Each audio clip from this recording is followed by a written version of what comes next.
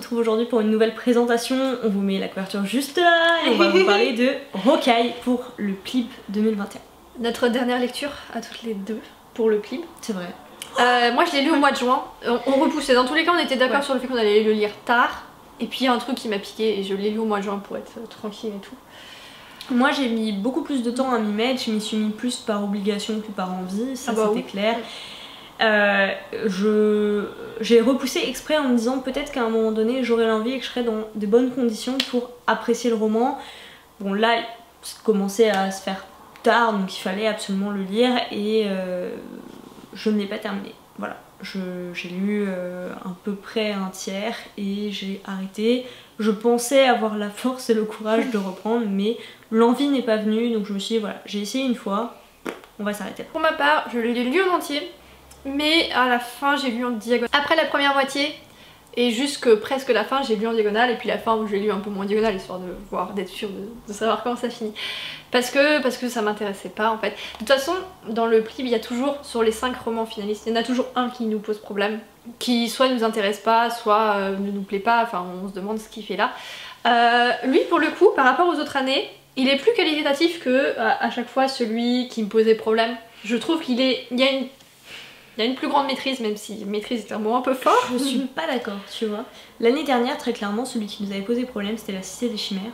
Et pour le coup, c'est moi qui l'avais terminé. Oui, c'est vrai. Et autant j'avais eu des choses à en redire, autant je trouve que le niveau était nettement supérieur à celui-ci. Au niveau de la plume, c'était beaucoup mieux, beaucoup plus lisible, beaucoup plus intelligible. Ça avait la plume était peut-être plus travaillée, oui. L'histoire, c'était pourquoi pas, mais pareil que là en fait. Donc non, moi je dirais que c'est à peu près pareil. Je dirais même que le niveau... Enfin, c'est pas une question de niveau, disons que mon appréciation, j'ai préféré La Cité des Chimères à celui-ci.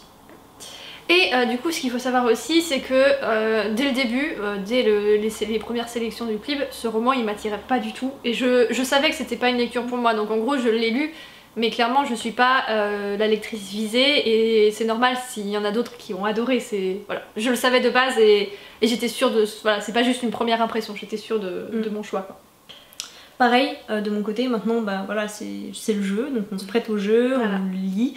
Moi déjà quand on vous en avait parlé hein, déjà de ce livre là parce qu'on l'a vu dans les finalistes, on l'a dit direct, ça nous fait peur, ça nous fait pas envie et bah, il est là. Voilà. Donc on va beaucoup le critiquer, après c'est juste parce que...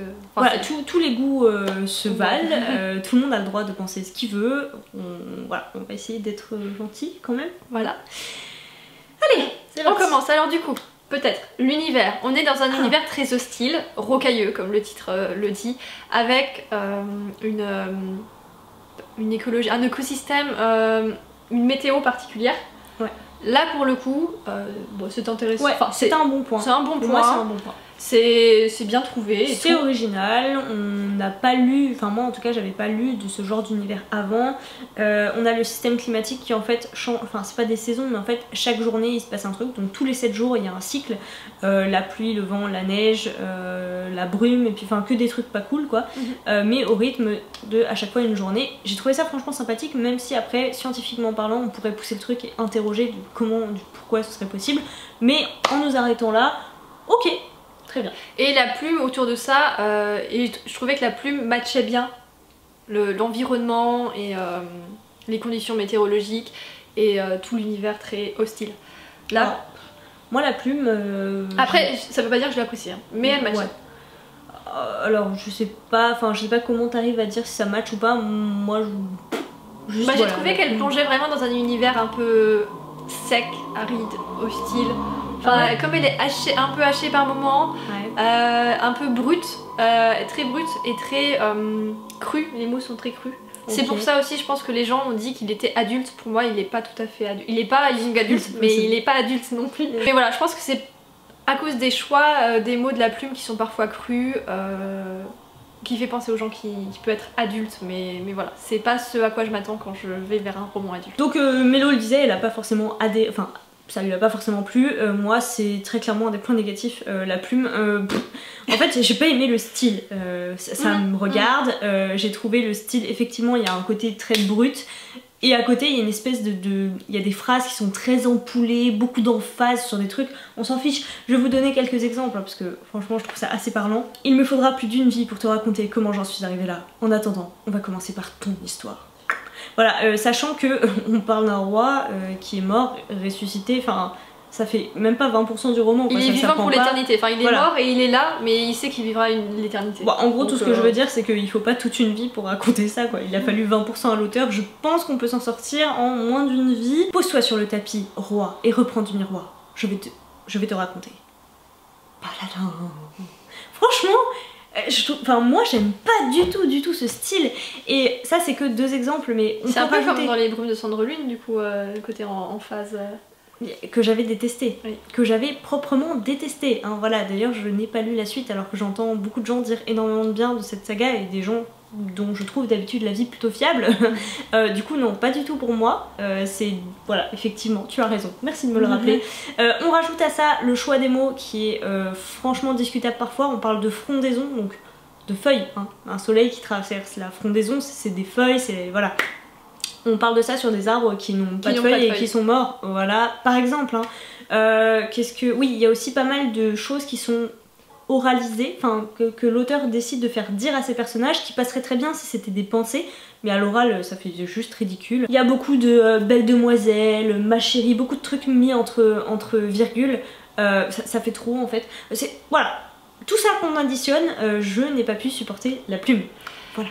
De mon côté, j'ai pas particulièrement apprécié, j'ai pas détesté non plus, un petit peu quand même, enfin j'ai pas trop aimé. Mais par contre cette plume a un avantage, c'est que ça se lit plutôt vite, voilà, ça s'enchaîne bien, et c'est 400 pages et quelques quand même, ce qui n'est pas rien, surtout pour un roman qu'on n'apprécie pas forcément, et je l'ai lu très vite, donc c'est plutôt un bon point. Donc si on aime bien, je pense que ça peut être un très bon moment. Après, quand même à dire, c'est un premier roman, et j'ai lu, en tant que premier roman, j'ai lu des plumes bien pire. Enfin celle-ci, elle donne pas vraiment l'impression que c'est un premier roman. Alors on s'arrête tout de suite, on a lu bien pire, mais on a lu aussi bien meilleur. Oui. On peut le citer, Un long voyage de Claire Duvivier. Je ne comprends pas pourquoi il n'est pas parmi les finalistes du clip 2021. J'espère que Le sang de la cité sera parmi les finalistes 2022, hein, voilà, s'il vous plaît. Non, franchement, enfin pour moi c'est très moyen, c'est moyen bas plutôt que moyen haut, hein, voilà. Après pour un premier roman, j'ai pas eu cette sensation de premier roman que j'ai des fois avec des premiers romans. Je l'ai pas eu cette sensation. C'est vrai que moi c'est pas quelque chose que je ressens facilement, ça aurait pu être un deuxième, un troisième, enfin voilà, moi je le sens pas, donc j'ai pas trop d'avis à dire là-dessus. Encore une fois, je le précise, ce n'est que mon avis et mon ressenti par rapport à cette plume qui ne me correspond pas. Voilà. Ensuite, il y a beaucoup de gens qui ont eu des coups de cœur, beaucoup de jurés, et pour m'inciter à lire, il m'a dit que c'était adulte, qu'il y avait de l'humour, beaucoup d'humour, hein. On m'a vanté beaucoup d'humour dans ce récit, et un engagement écologique aussi, mais ça on y reviendra après. Donc on m'avait vanté beaucoup d'humour, et en fait moi j'ai pas trouvé, hein. Je l'ai cherché dès le début et je l'ai pas vu, et il y a des trucs, je me suis dit c'est peut-être une tentative d'humour, mais ça le fait pas, et limite ça passe pas c'est pas très politiquement correct sur certaines choses. Je vois les jurés qui sont beaucoup critiques sur tout ce qui est féminisme, sur tout ce qui est trigger warning aussi. Et ils sont très critiques. Par exemple, il y en a qui ont hésité à lire Rouge, qui est un roman engagé. Mais par contre, celui-là, il est passé et personne n'a dit qu'il y avait des trigger warning dedans, alors que pour moi, il y en a. Et il y a des trucs qui passent et personne ne les mentionne. Donc par exemple, c'est pour un des personnages féminins, le premier personnage féminin le plus important de l'histoire, qui est hyper sexualisé dès le début et sans raison et sans que ça serve à l'histoire, et c'est tout le temps, voilà, son corps est décrit en mode elle est inattendument sexy dans cette tenue, en espèce de sac à patates et tout, enfin ça sert à rien, et pourquoi on le décrit et pourquoi, enfin je sais pas, c'est bizarre. Et ça, personne n'a réagi là-dessus. Même les gens qui étaient un peu mitigés sur ce roman, ils ne l'ont pas dit, et ça me dérange un peu. D'un côté, il y a des romans qui soient très critiqués, alors qu'ils sont ok, et d'autres d'un autre côté, que ce roman-là, il n'y a rien dessus, ça m'a un peu dérangé. Je rejoins Mélo, j'ai lu assez loin pour découvrir quand même un sacré panel de personnages, et celle-ci en fait partie, et c'est vrai qu'on essaie de la rendre badass.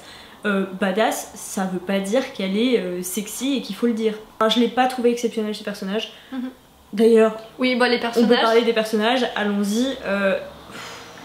Bah personnellement je les ai trouvés fades, et j'ai pas été attachée en fait. Je peux comprendre, je pense qu'il y en a qui peuvent aimer parce qu'ils ont des caractéristiques fortes et ils sont chacun tous très différents les uns des autres. Mais personnellement je les ai pas appréciés. Un truc qui m'a dérangé avec les personnages, c'est que j'ai trouvé qu'ils étaient pas cohérents avec leurs caractéristiques. Donc par exemple, on a le magistre qui a un comportement un peu de puceau, même si j'aime pas trop ce terme, mais voilà, ce sera pour faire simple, pour décrire, tout le monde comprendra. Alors que on a des chapitres où on est dans son passé, on nous raconte, parce que voilà, il a quand même un passé assez intéressant, même si je me suis pas attachée à lui. Il a vraiment, il a vécu plein de choses. Et dans ces choses-là, il a connu plein de femmes, je crois qu'il a connu des hommes aussi, je sais plus. Donc pour moi, il a de l'expérience et ça ne va pas du tout avec son comportement de jeune adolescent qui découvre la sexualité en fait. Et ça arrive avec d'autres personnages aussi, des trucs comme ça, ils ont des caractéristiques, ils ont un caractère et tout, et bim, ils font une action qui ne correspond pas du tout à leurs caractéristiques. Alors moi je les ai trouvés absolument sans intérêt, je les ai trouvés, enfin j'ai trouvé leurs actions et leurs modèles de réflexion très bas niveau, hein, voilà, je les ai trouvés bêtes, désolée, je les ai pas trouvés logiques, je les ai pas trouvés intelligents, je les ai pas trouvés perspicaces, je les ai pas trouvés dans l'action alors que bah, on est quand même dans un truc un peu critique, hein, voilà, le roi est mort, il faut absolument lui rendre son trône, pour ça il y a un plan, mais tout est très lent, j'ai trouvé dans leur chaîne de réaction, dans leur comment on fait, les différents plans. Il y a beaucoup de parasites en fait parce qu'il y a des discussions privées entre les personnages alors qu'on est sur des trucs un peu chauds, tu vois. Voilà, et puis rajoutons à ça, alors ça va un peu avec la plume et un peu avec les personnages, du coup les dialogues que j'ai trouvés mais creux, moi ça me faisait lever les yeux au ciel, j'ai trouvé aucun intérêt dans ces dialogues. Et du coup les personnages, ben malheureusement, comme pour Mélo, j'ai pas eu d'attachement pour eux parce que ben je les ai pas compris en fait. J'en ai compris aucun, je n'ai pas saisi pourquoi. Alors je pense que celui auquel je me suis le plus attachée, c'est le personnage qui je pense est simplet, enfin il a un retard. Je l'aime bien lui aussi. Voilà, c'est celui que j'ai préféré parce que de tous les autres, il y en a absolument aucun que j'ai compris. On essaye, alors il y en a certains qu'on essaye de faire passer pour des vils crevards, il y en a d'autres voilà, pour des traîtres, il y en a pour la badass, le roi qui était censément un mauvais roi. Un peu nonchalant, un peu anti-héros. Très nonchalant, ouais. Il y avait un petit côté anti-héros qui a pas été assez travaillé, je pense, qui aurait pu être bien. Un anti-héros un peu attachant, ça aurait pu être sympa. Pour l'instant, moi, les seuls personnages pour lesquels j'avais un minimum d'intérêt, on les voit finalement assez peu au début, et c'est le prince, donc le frère du roi qui est devenu fou, et la princesse. On les revoit à la fin, enfin un peu, oui. Ouais, voilà, mais du coup au début on les voit très brièvement, pourtant tu sens qu'il y a un petit quelque chose. Je pense que ceux-là j'aurais trouvé de l'intérêt à les suivre, mais finalement je les ai pas retrouvés pendant un moment, et puis après c'est parti dans des trucs qui moi ne m'ont pas du tout intéressé. Donc voilà, les personnages pour moi c'est pas du tout un point fort, c'est même un point qui affaiblit un petit peu le roman quoi. Et d'ailleurs il y a un personnage, du coup elle peut pas en parler parce qu'il arrive que plus tard, il s'appelle Ardent, c'est le chef du gang des Funestrelles et il est archi caricatural. Voilà, elle l'a dit. Ça doit être voulu j'imagine, parce que pour que ce soit à ce point c'est forcément voulu. Il menace, il fait peur, mais en soi pour moi l'autrice n'a pas expliqué pourquoi il faisait peur et pourquoi les gens lui obéissaient et pourquoi personne ne se révoltait, parce qu'en soi c'est juste un homme et c'est possible de lui dire chut, tu t'en vas, tu dégages et on fait ça à notre façon.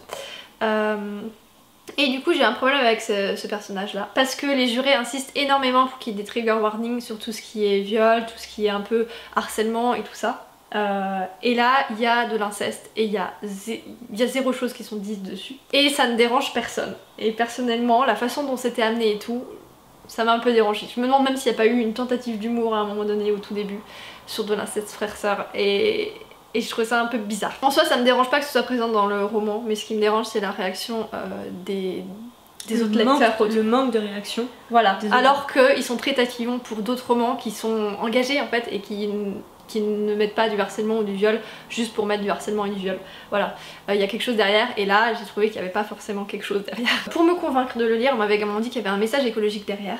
Et moi je ne l'ai pas trouvé ce message écologique. Alors oui, le monde est dévasté à cause des choix des hommes.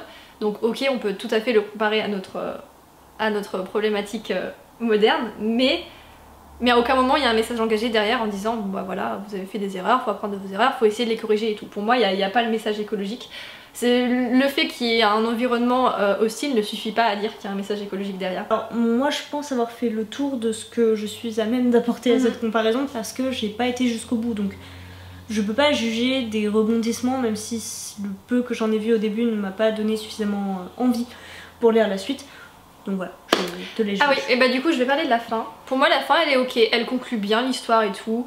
Oui, en soi le mystère et tout c'est pas mal, c'est bien trouvé, c'est bien inventé. Mais malheureusement pour moi il y a un côté que je reproche souvent dans la fantasy young adulte, la fantasy jeunesse. C'est que le personnage à la fin pour clôturer, il est rendu tout puissant pour régler tous les problèmes. Et j'ai eu un peu cette sensation là. Et voilà, j'ai un peu du mal avec ça. Mais avant la fin, il y a quelque chose qui...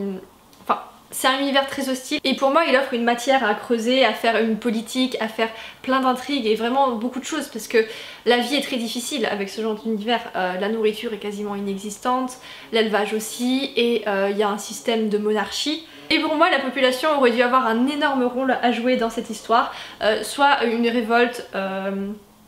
soit je sais pas, des complots, ou elle aurait dû avoir un rôle à jouer. Par moment, je vois que l'autrice a essayé de...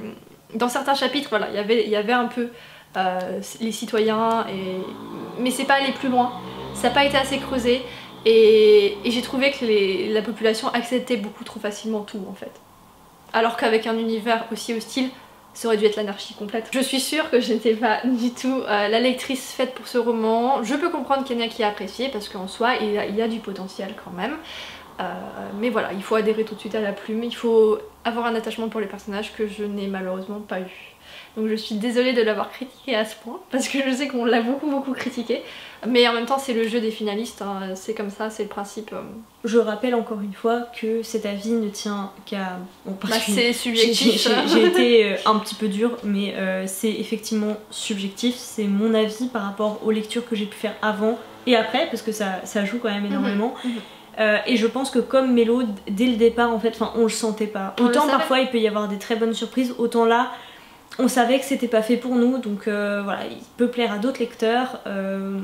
Moi très clairement c'est pas du tout ce que j'aurais été chercher dedans n'y était pas, et voilà. Sur ce, si vous avez aimé, n'hésitez pas à nous dire ce que vous en avez pensé, ce que vous avez aimé, ce que vous avez trouvé vraiment très bien dans cette œuvre. Et n'hésitez pas aussi à discuter avec nous des points négatifs qu'on a cités. Voilà, peut-être que vous n'êtes pas d'accord et tout, dites-nous pourquoi vous pensez que l'hypersexualisation du personnage féminin par exemple, vous l'avez pas ressenti ou ce genre de choses. On vous attend en commentaire comme d'habitude. Et en attendant une prochaine vidéo, on vous souhaite de très bonnes lectures.